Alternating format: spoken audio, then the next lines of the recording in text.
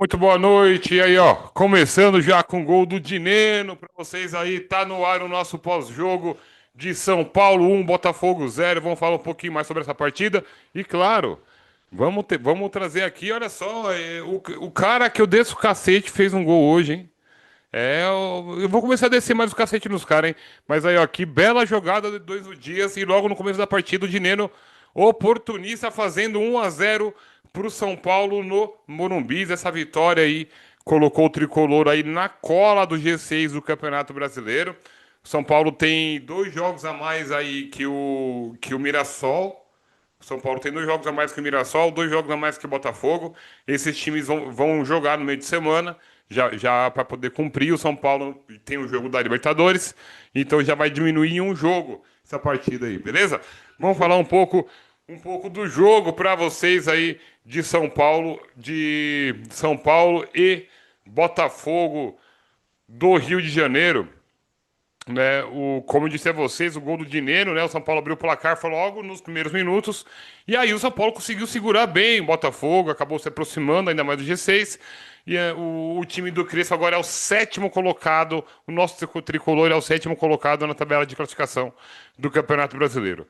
Como que foi o primeiro tempo da partida? O São Paulo não deu tempo nenhum para o Botafogo. Gostei muito de como o time começou a partida. Acabou Botafogo não teve tempo nem de respirar para poder tentar superar a sua eliminação na Copa do Brasil. E aí, em menos de 5 minutos, o São Paulo abriu o placar com o Dineno. O gol cedo deixou um jogo menos movimentado. O Botafogo tentou montar uma pressão para poder buscar o empate da partida, mas acabou que não conseguiu. O São Paulo apostou nos contra-ataques, mas também não levou muito perigo, né? E uma falta pela direita, o Enzo Dias acertou a trave, né, do goleiro Neto, né? Aliás, que cobrança de falta do Enzo Dias, hein? Que cobrança, tá jogando demais, hein? E foi só nesse primeiro tempo. A primeira etapa terminou sem grandes emoções, depois do gol do Dinheiro. E aí veio o segundo tempo. Tudo que faltou de emoção no primeiro tempo sobrou no segundo. O Botafogo, depois de 45 minutos ruins, acabou melhorando, né, bastante. As alterações do David Ancelotti surtiram efeito e o Botafogo passou a pressionar o São Paulo. Chegou com perigo algumas vezes e acabou criando boas oportunidades, né? Já o São Paulo, de maneira natural, passou a ter mais espaço em contra-ataques e também levou o perigo. Apesar das diversas chances criadas pelos dois times, o placar terminou 1-0, né, para o tricolor. O Rigoni acabou entrando durante a partida, né? Entrou bem. O Rigoni chegou ele saiu embaixo do São Paulo, na minha opinião. O Rigoni acabou entrando bem, girou muito bem, quebrou muito bem ali de atacante, ali de falso centroavante. Em determinado momento, o Crespo fez algumas mudanças aí visando o jogo da Copa Libertadores para poder ter aquele controle de carga, eu acho certo.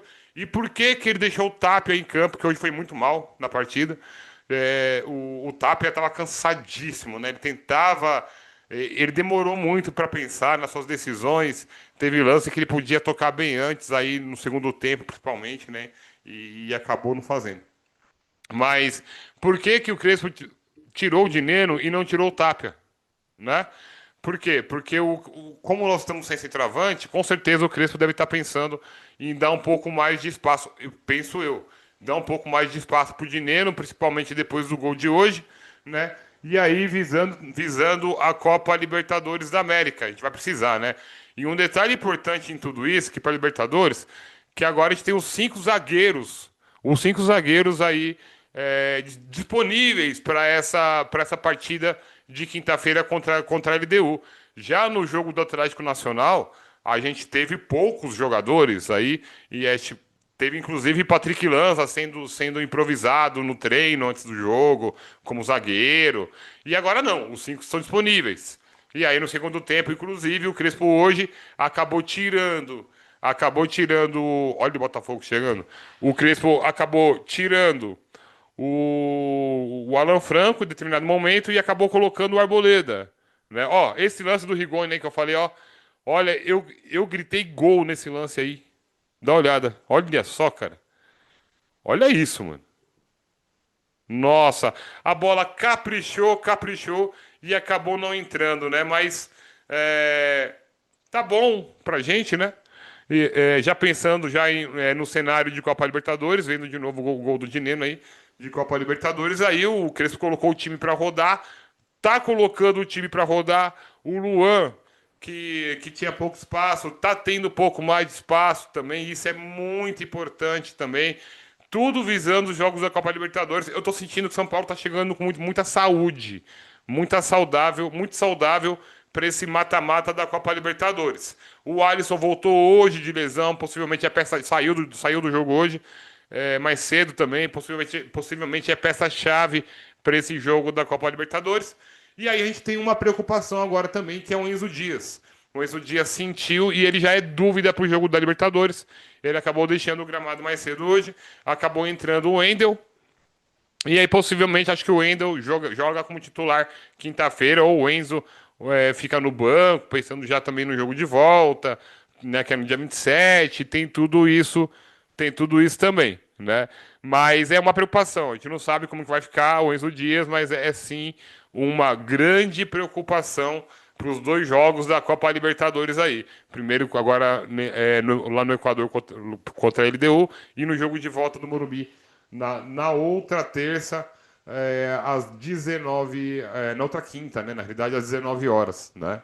Que, aliás, essas partidas aí serão transmitidas pela Paramount Plus, tá, gente? Olha só, é muito ruim lá, né?